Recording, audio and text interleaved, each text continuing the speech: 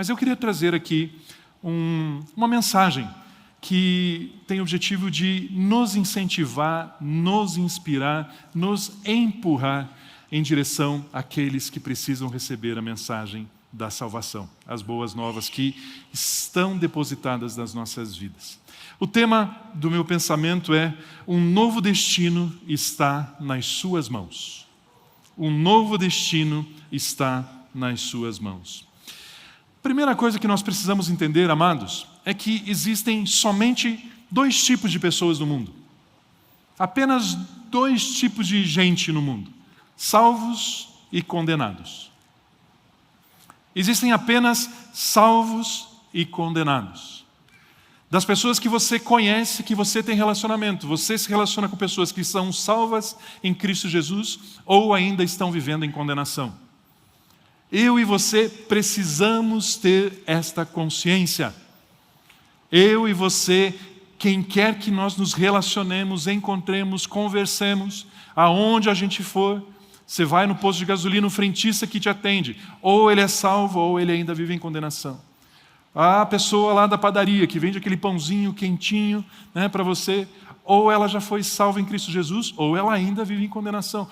Todas as pessoas se dividem nesses 2 grupos, ou já são salvos, ou ainda estão vivendo em condenação. O Evangelho de João, capítulo 3, versículo 16 ao 18, nos ensina dizendo assim: porque Deus amou o mundo de tal maneira que deu o seu Filho unigênito, para que todo aquele que nele crê não pereça, mas tenha vida eterna. Porque Deus enviou o seu Filho ao mundo não para que condenasse o mundo, mas para que o mundo fosse salvo por meio dele. Quem nele crê não é condenado, mas o que não crê já está condenado, porque não crê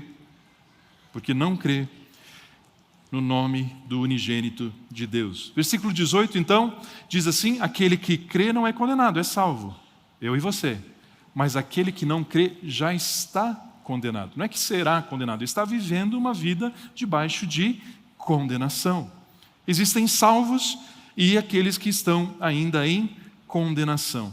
Mesmo que Deus tenha amado a todos e presenteado a todas as pessoas com a salvação das suas vidas, quando Jesus foi entregue, morreu naquela cruz, ressuscitou, estabeleceu um presente chamado salvação, esse presente, salvação, foi dado a todas as pessoas, porque Deus amou o mundo de tal maneira que deu o seu Filho para que o mundo inteiro fosse salvo. Foi o que nós acabamos de ler.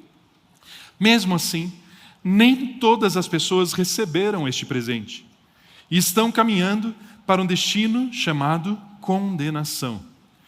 O que significa, amado, amada, o que significa estar condenado? O que isso quer dizer? Do ponto de vista terreno, passageiro, desta vida terrena aqui, significa que a pessoa vive afastada de Deus por causa dos seus pecados. E por estar afastada de Deus por causa dos seus pecados, ela vive numa situação de vulnerabilidade. Satanás pode tocá-la. Satanás pode judiar dessa pessoa.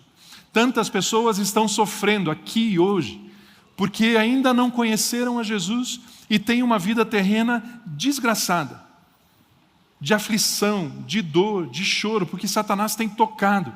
Longe de Deus, essas pessoas então vulneráveis às investidas de Satanás e seus demônios. E como nós sabemos, o inimigo, ele quer roubar, matar e destruir. E as pessoas então longe de Jesus, que não conhecem Jesus, elas estão vulneráveis ao roubo, à morte e à destruição. Não bastando essa perspectiva terrena e passageira, a nossa vida aqui na terra, existe ainda a consequência da condenação eterna. A condenação eterna. Quem esteve no último Fatemi Word nosso, onde nós estudamos a respeito do Apocalipse, ouviu em uma das mensagens o pastor Papi falar a respeito do trono branco. Quem esteve no Fatemi Word aqui? Quem ouviu essa mensagem do Papi? Importante, muito importante. Deixa eu relembrar um pouquinho o que foi dito aqui. O trono branco, o que é o trono branco? O trono branco é o local onde todas as pessoas que não receberam a salvação em Cristo Jesus vão comparecer para serem julgadas e receber a condenação eterna. Enquanto eu e você, que somos salvos, nós, ou na ressurreição, ou no nosso arrebatamento, nós vamos nos encontrar na presença de Jesus, numa mesa de banquete. Os condenados, ao abrir os seus olhos depois da sua morte, eles vão ver, a primeira imagem que eles terão será de um trono branco. O que vai acontecer neste trono branco? O que acontece então quando eles se encontrarem diante do trono branco? Eu gostaria de ler a descrição que a Bíblia traz a respeito deste momento, para aqueles que estiverem em condenação. Apocalipse, capítulo 20, versículo 11 até o versículo 15, diz assim: Vi um grande trono branco, e aquele que está assentado nele. A terra e o céu fugiram da presença dele, e não se achou lugar para eles. Vi também os mortos, os grandes e pequenos, que estavam em pé diante do trono. Então foram abertos livros. Ainda outro livro, o livro da vida, foi aberto. Os mortos foram julgados segundo as suas obras, conforme o que estava escrito nos livros. O mar entregou os mortos que nele estavam. A morte e o inferno entregaram os mortos que neles estavam, são os condenados. E foram julgados, um por um, segundo as suas obras. Então a morte e o inferno foram lançados no lago de fogo. Esta é a segunda morte, o lago de fogo. Esta é a condenação eterna, o lago de fogo. E se alguém não foi achado inscrito no livro da vida, esse foi lançado no lago de fogo. Esse texto aqui está trazendo a descrição da condenação, agora a condenação eterna, onde as pessoas que não receberam a salvação em Cristo Jesus não tiveram seus nomes escritos no livro da vida. Hoje o Marcos fez aqui o apelo, várias pessoas vieram à frente, não sei se você observou isso, e ele mencionou que o nome delas foi escrito no livro da vida. Por isso elas não vão participar desse momento aqui, porque você convidou alguém, essa pessoa foi exposta a uma mensagem, ela levantou a sua mão, ela veio aqui à frente, entregou a sua vida a Jesus, e o destino eterno dela foi mudado hoje. Glória a Deus por isso. O nome dela está escrito no livro da vida. Ela não vai ver essa cena. Mas aqueles que ainda estão em condenação serão, então, neste momento, diante do trono branco, serão julgadas de acordo com as suas obras e serão lançadas no lago de fogo. Será um tempo de aflição constante, um tempo não, uma eternidade de aflição, de sofrimento inimaginável. Pense, queimando eternamente. Terrível, terrível.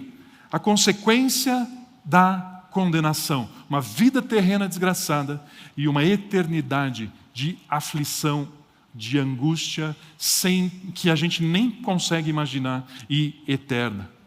Quando a palavra diz que aquele que não crê já está condenado, é desta condenação, portanto, que está falando. E quando eu e você ouvimos a respeito desse texto, lemos esse texto e temos a descrição dessa condenação eterna, podem vir dois sentimentos ao meu e ao seu coração. Um sentimento, alívio. Ufa, eu tenho Jesus.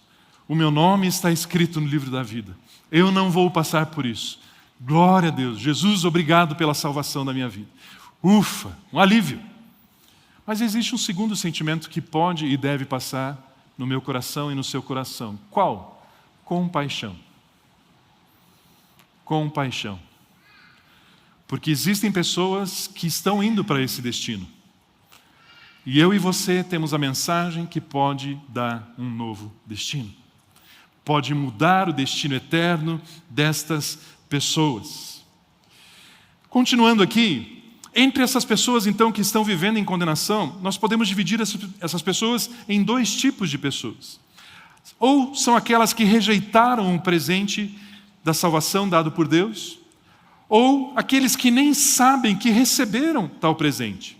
E hoje eu gostaria de conversar com você, trazendo uma instrução de como que nós podemos revelar a Deus e o seu Filho Jesus para essas pessoas que ainda estão caminhando para a perdição eterna.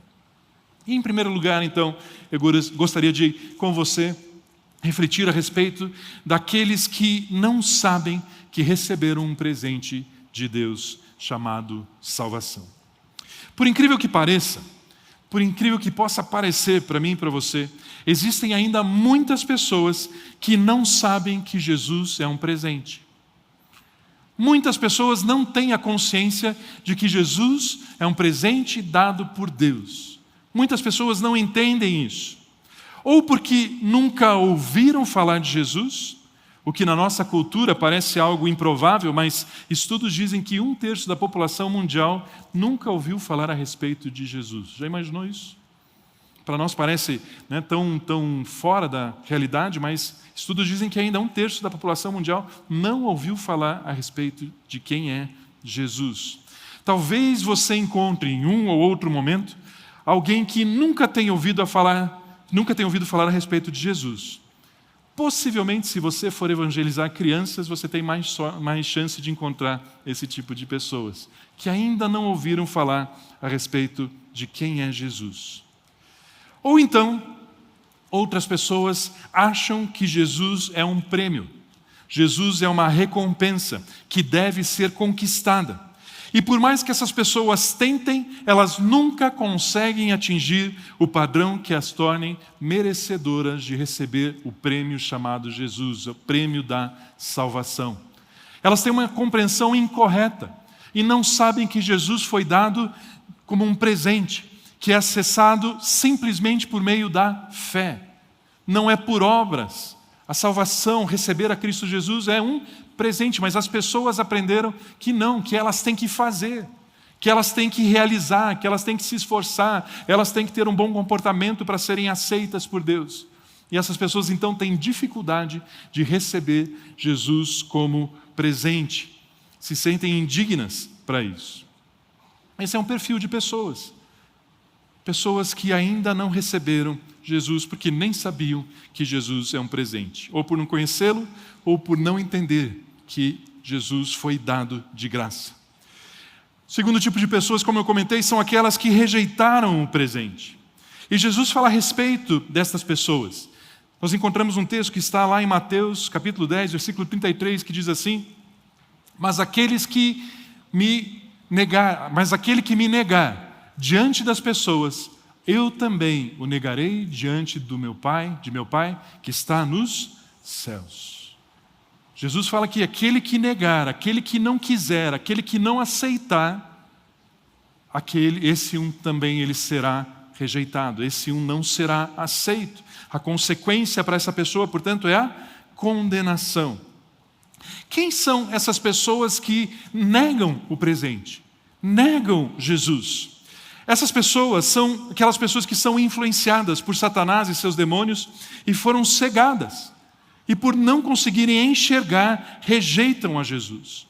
Alguns foram convencidas que elas são tão boas que elas não precisam de Jesus. Elas acham que, eu não fumo, eu não bebo, eu não roubo, eu não faço mal para as pessoas, não tem como eu ser condenado. Eu sou bom. Tem gente, por incrível que pareça, tem gente assim. E por pensar dessa forma, não recebe, rejeita o presente, eu não preciso de Jesus. Alguns outros foram seduzidos pela negação e tentam sustentar que Deus sequer existe. E aí é uma outra linha de raciocínio que Satanás e seus demônios usam para que elas pensem, não, eu não preciso de Deus porque Deus nem sequer existe. É tudo fruto do acaso, essa coisa de crente é bobagem. E elas então estão cegadas. E elas não recebem a Cristo Jesus por estarem sendo influenciadas por Satanás e seus demônios com essas formas, esses raciocínios, essas influências malignas. Muitas, Satanás nem precisa atrapalhar, porque a forma de muitos crentes religiosos apresentar Jesus já o tornam não atraente aos que ainda estão em condenação. Algumas pessoas, infelizmente, tentam convencer as pessoas com lógica humana, a necessidade do Salvador, mas é somente pelo Espírito que se confessa que Jesus Cristo é o Senhor. Você nunca vai convencer alguém que ele precisa de Jesus pela sua razão. É uma decisão espiritual, é somente pelo Espírito que alguém confessa Jesus Cristo como Senhor e Salvador. Veja o que está escrito ali na parte B do versículo de 1 Coríntios 12, 3. Por outro lado, a parte B ali, por outro lado, ninguém pode dizer Senhor Jesus, ou confessar Jesus como Senhor, senão pelo Espírito Santo. E algumas pessoas, alguns crentes tentam convencer, fazer uma continha matemática e provar que a pessoa precisa de Jesus pela lógica. Não é assim que funciona. Não é assim que funciona. É pelo Espírito. É uma ação do Espírito, é um convencimento que o Espírito traz à pessoa. Vários apresentam alguém que não é Jesus, mas dão o nome de Jesus. E as pessoas têm a impressão que Jesus é uma pessoa raivosa, que está apontando o dedo para os pecados das pessoas, dizendo que elas vão ser condenadas, e vem com uma mensagem falando a respeito de alguém que não é Jesus, mas dão o nome de Jesus, e as pessoas dizem, se esse é Jesus, eu não quero.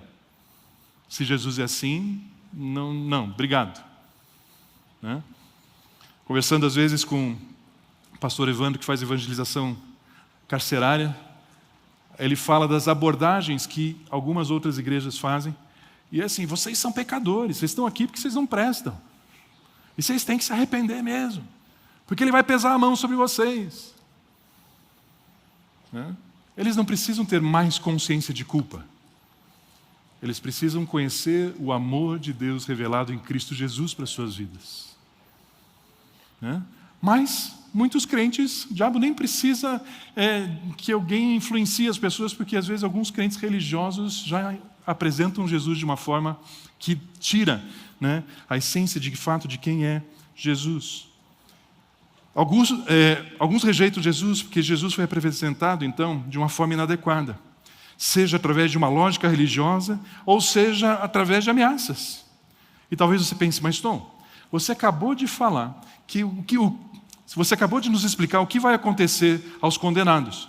Eu não posso falar então para a pessoa que se ela não aceitar Jesus, ela vai arder para sempre no lago de fogo. Você precisa aceitar Jesus, porque se você não aceitar Jesus, está escrito aqui, você vai arder no lago de fogo. Aceite Jesus. Não posso evangelizar desse jeito, Tom? Pense comigo. Qual é o relacionamento que a palavra de Deus usa para comparar o relacionamento de Jesus com as pessoas, ou Jesus com a igreja? Qual é o relacionamento proposto pela palavra de Deus? Não é o noivado? Noivo e noiva? Então nós poderíamos entender que a evangelização, de uma perspectiva, é eu e você apresentando às pessoas o melhor partido que elas podem encontrar para ser o seu noivo. Sim ou não? Agora imagine Jesus olhando para você, tentando conquistar uma noiva para ele. E você diz assim, se você não aceitar a Jesus, você vai arder para sempre no lago de fogo e enxofre. Você tem que aceitar Jesus. Você acha que Jesus vai olhar para você e vai dizer, puxa, que romântico. Ou então ele vai dizer assim, ei, será que eu não tenho atributos suficientemente apaixonantes para que você possa falar e mostrar para as pessoas, e você precisa ameaçá-las para que me aceitem? Jesus é lindo. Jesus deu a sua vida por ela. Jesus, ele pagou a dívida daquela pessoa. Jesus deu a ela um presente chamado salvação. Jesus morreu no lugar dela. Jesus, ele deu um novo destino de alegria, de paz, de justiça. Jesus sofreu para que essa pessoa não precise sofrer mais. Jesus é o noivo perfeito.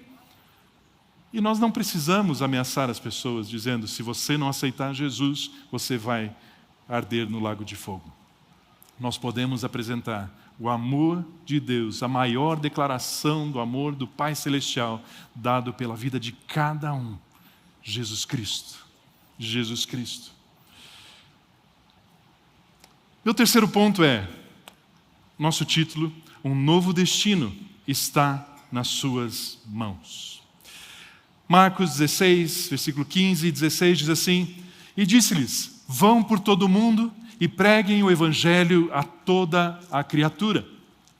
Quem crer e for batizado será salvo. Quem, porém, não crer será condenado.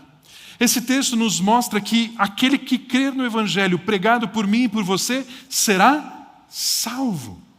Se nós abrirmos as nossas bocas, essas pessoas terão agora a opção de escolha de dizer: eu quero, eu desejo, eu recebo essa nova vida, eu recebo Jesus para ser o meu noivo, Jesus para ser o meu Salvador, Jesus para ser o meu Senhor. Ao compartilharmos as boas novas, ao evangelizarmos, nós podemos dar a chance daquelas pessoas dizerem: sim, eu quero.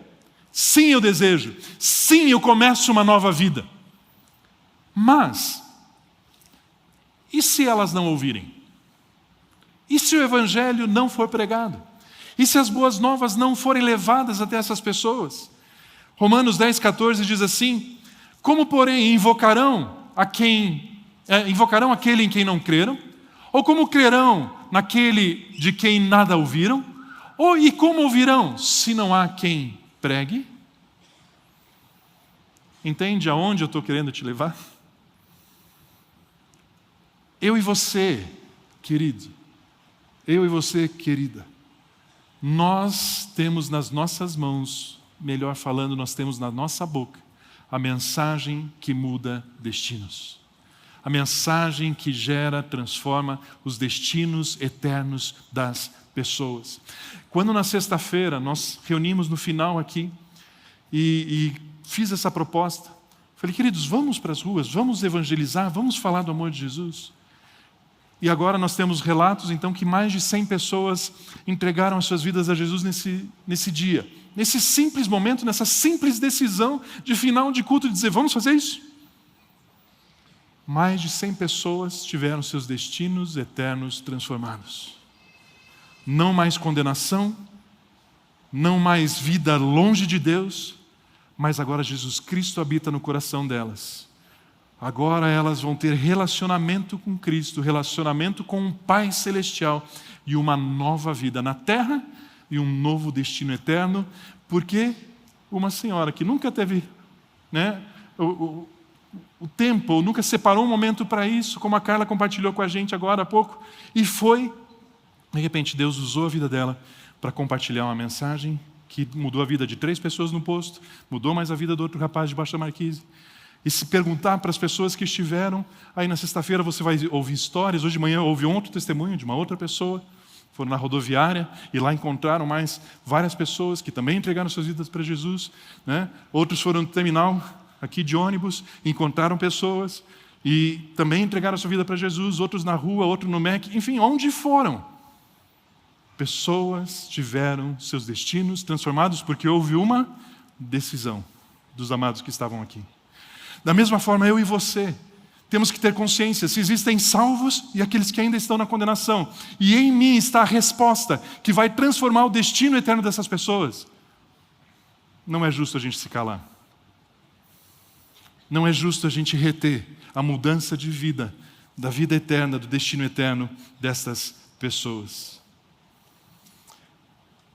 Para aqueles que ainda não estão usufruindo o presente da salvação, temos que remover as influências malignas das suas vidas e apresentar quem Jesus de fato é. Ele é a maior demonstração de amor que Deus poderia dar a cada pessoa. Para encerrar, eu gostaria de compartilhar uma instrução sobre como preparar um ambiente propício para se evangelizar. Várias pessoas já me procuraram, dizendo assim: Tom, eu falo com uma pessoa, eu tento conversar com ela, mas parece que ela não consegue entender, ela não recebe, eu convido para vir na igreja e não vem, e puxa, já estou há um tempo tentando, e o que eu faço? Me dá uma sugestão. E há um tempo atrás, Deus me deu uma direção, Ele me ensinou uma oração. Como orar antes de evangelizar? Evangelização não é uma ação lógica, não é uma argumentação racional. Ela é uma ação espiritual. Ao mesmo tempo que Jesus foi dado, Ele é um presente, Ele é gratuito. Satanás e seus demônios não querem que as pessoas sejam salvas. Satanás quer continuar oprimindo as pessoas e ele influencia a mente dessas pessoas. E nós podemos e devemos, então, ter uma atuação de sabedoria e conhecendo a autoridade que nós temos em Cristo Jesus. E eu queria, então, para encerrar, ensinar uma oração para você. Como evangelizar, e antes, de repente, de evangelizar essa pessoa, você prepara o ambiente espiritual para evangelizar. É uma oração de 3 passos, 3 etapas dessa oração. Eu vou orar por alguém, de repente você pensa em alguém, você vai, então, colocar essa pessoa na sua mente e você vai orar, direcionando a sua oração para que essa pessoa seja abençoada. E a primeira ênfase da sua oração é a seguinte: você vai orar liberando o perdão dos pecados dessa pessoa que você vai evangelizar.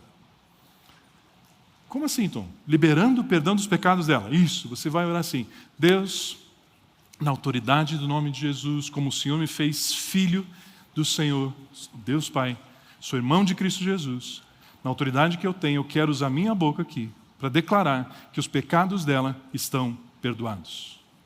Então, mas como assim? Me dá um embasamento. Eu posso perdoar pecados? Não são só os pecados que são cometidos contra mim que eu libero perdão? Eu posso liberar os pecados, o perdão do pecado da vida das pessoas? Vamos ler um texto aqui. Marcos 2, versículos 3 a 12, só para a gente pegar o contexto, daí eu vou ressaltar um aspecto da história aqui.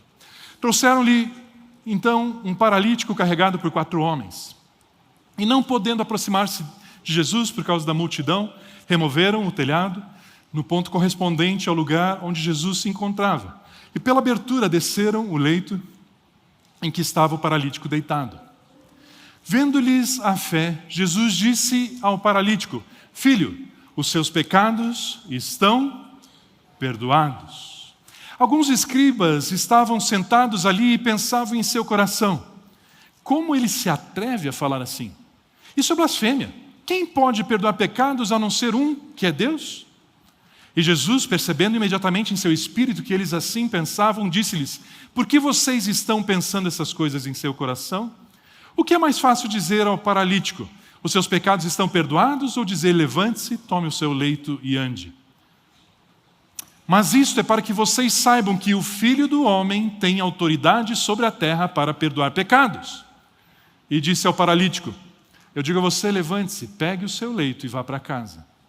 Ele se levantou e no mesmo instante, pegando o leito, retirou-se à vista de todos, a ponto de todos se admirarem e darem glória a Deus, dizendo: jamais vimos coisa assim. Queridos, pense comigo. O paralítico foi colocado na presença de Jesus e antes de falar qualquer coisa, Jesus disse: os teus pecados estão perdoados. Primeiro paradigma aqui para mim e para você, para a gente ir tirando da nossa cabeça. A gente pensa que uma pessoa só pode ser perdoada se ela pedir perdão. Esse paralítico não abriu a boca dele. Ele não pediu perdão. Mas Jesus disse: você está perdoado. Primeira coisa. Segunda, Jesus declara o perdão dos pecados daqueles homens e os escribas, os mestres da lei: como assim? Ele não pode perdoar o pecado de outra pessoa, somente Deus que pode. E aí Jesus, isso aqui aconteceu para o nosso ensinamento, ok? E aí Jesus, sabendo o que eles estavam pensando, disse: para que vocês saibam que o Filho do Homem, o Filho de Deus, tem autoridade para perdoar pecados. Aí ele faz o paralítico manifestar um milagre, se levantando e andando, comprovando que a palavra dele então tinha autoridade e sim, aquele homem estava perdoado. Jesus aqui então nos ensina 2 coisas. Uma, às vezes a gente espera que a pessoa se arrependa para que ela seja perdoada. Isso não foi necessário. E 2, ele declarou o perdão dos pecados na vida daquela pessoa. Então, mas aí tudo bem, tá bom. Mas você ainda está usando um exemplo de Jesus. É Jesus que está perdoando os pecados. Isso é uma coisa, mas eu? Então veja um outro texto comigo. Evangelho de João, versículo 20 a 21. Olha o que Jesus nos ensina. Evangelho de João 20, 21 a 23. E Jesus lhes disse outra vez: que a paz esteja com vocês. Assim como o Pai me enviou, eu também envio a vocês. E havendo dito isso, soprou sobre eles e disse-lhes: recebam o Espírito Santo. Se de alguns vocês perdoarem os pecados, serão perdoados. Mas se vocês os retiverem, serão retidos. Olha o que o texto que Jesus está nos ensinando. Vocês podem perdoar pecados. Se vocês declararem o perdão dos pecados, a pessoa está perdoada. Se você retiver, não estará perdoado. Mas eu e você não retemos perdão. Eu e você somos abençoadores. E nós podemos então declarar que os pecados dessa pessoa sejam perdoados. Primeira etapa, primeiro passo dessa oração: libere o perdão dos pecados. Aquilo que tem enredado a pessoa, aquilo que tem oprimido a pessoa. Satanás tem se aproveitado daquilo para trazer angústia, aflição, cegueira, torpor. Tem cauterizado aquela pessoa usando isso. E agora você retira. Agora você diz: está perdoado. Agora que você fez isso, você vai para a segunda fase, segunda etapa dessa oração, que é repreender os demônios. Primeiro eu perdoei, liberei o perdão, eu libero o perdão dos pecados na vida dessa pessoa. E agora eu me posiciono em intercessão, repreendendo os demônios. Agora que você começou a entender e a interceder com autoridade, sabendo que assim como Jesus é filho de Deus, você é filho de Deus e por isso você tem essa autoridade, agora você começa a dizer: espíritos imundos, vocês que estavam agindo na vida dele, vocês que estavam influenciando os pensamentos, as emoções, vocês que estão trazendo opressão à vida dela, eu agora ordeno: soltem essa vida. Soltem essa mente, solte essas emoções, solte esses pensamentos. Eu quebro as suas algemas, eu desfaço os seus grilhões, as suas amarras são desfeitas agora, na autoridade do nome de Jesus. Eu digo a você, espírito imundo, solte esta vida. Solte agora. Você não pode continuar oprimindo, você não pode continuar cegando, você não pode continuar tapando os ouvidos dela, para que ela não perceba e não receba a mensagem da salvação. Em nome de Jesus, solta essa pessoa. Antes de conversar com ela, antes de falar de Jesus para ela, você está preparando aqui o ambiente para que ela possa receber a mensagem da salvação. Essa pessoa que de repente você decidiu fazer o livro branco com ela. Você ora liberando o perdão dos pecados. Você ora repreendendo os espíritos imundos que estão atormentando a vida dela. E aí você passa para o terceiro passo da oração, que é abençoá-la com salvação. Agora você começa a dizer: Deus, eu declaro salvação da vida dela. Eu abençoo essa vida com salvação. Eu abençoo o fulano de tal com salvação. Eu declaro que ele é livre para receber a mensagem das boas novas. Ele é livre para receber o amor de Cristo na sua vida. Ele é livre para entregar a sua vida a Jesus. E desta forma, com esta oração, com esses 3 pontos, você então está preparando o ambiente. E você vai perceber que de repente aquela pessoa que antes rejeitou, antes não queria ouvir, antes se tornava agressiva quando você se aproximava para falar do amor de Deus, de repente agora ela recebe. Porque você preparou, né, o ambiente para que essa pessoa pudesse receber a mensagem da salvação. Amém? Você recebe essa palavra no seu coração? Vamos fazer diferença? Vamos mudar as histórias, vamos mudar os destinos. Jesus Cristo já fez tudo o que era necessário. E agora eu e você temos o privilégio de compartilhar o Evangelho, evangelizar e mudar o destino eterno das vidas daqueles que têm um encontro com a gente. Vamos nos colocar de pé, por gentileza. Gostaria de orar, depois nós vamos ter uma canção, depois a ceia. Pai Celestial, muito obrigado. Obrigado por essa noite, obrigado, Senhor, por este culto, obrigado por este final de semana, esse tempo onde nós pudemos mergulhar, pudemos, Senhor, refletir a respeito do potencial da palavra de Deus que foi depositado nas nossas vidas, que muda, que transforma, transformou as nossas histórias e agora pode transformar a vida das pessoas através de nós, e nós dizemos sim, Senhor. Como igreja, nós queremos declarar a unção do Senhor sobre a vida de cada irmão, de cada irmã. Sobre eles está essa mensagem, cheia de vida, cheia de graça, cheia de poder, cheia de amor, que muda destinos. Que já nesta semana, Senhor, as pessoas comecem a ser impactadas com o fluir da presença do Senhor, da palavra do Senhor, através da vida dos meus amados, Pai. Em nome de Jesus nós te dizemos sim. Usa-nos, Senhor. Usa-nos, Pai. Em nome de Jesus.